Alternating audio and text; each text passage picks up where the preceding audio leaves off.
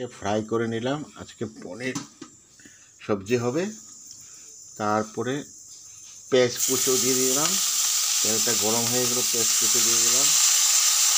পেঁয়াজ কুচো দিয়ে একটু এটাকে ফ্রাই করে নিলাম।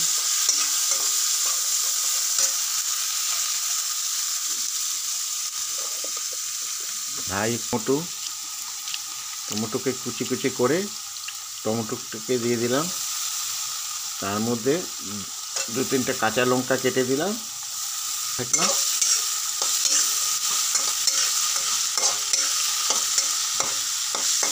যখন একটু ফ্রাই হয়ে আসবে তখন একটু নুন দিয়ে দিলাম,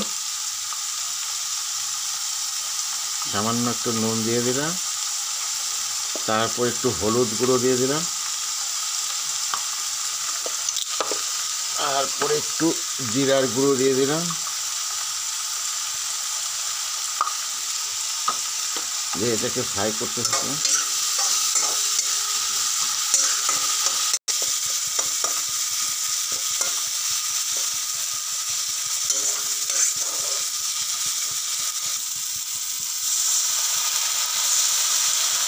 জল দিয়ে দিলাম। জলটা দিয়ে একটু কষাবো এটাকে।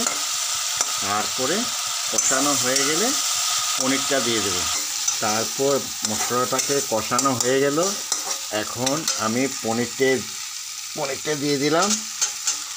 এখন পনিরটা দিয়ে একটু কম হিটে এটাকে একটু ফ্রাই করব। ফ্রাই করার পরে অল্প একটু জল দিয়ে এটাকে কষাবো। এখন ফ্রাই হয়ে গেল। এখন আমি অল্প করে একটু জল দিয়ে দেব।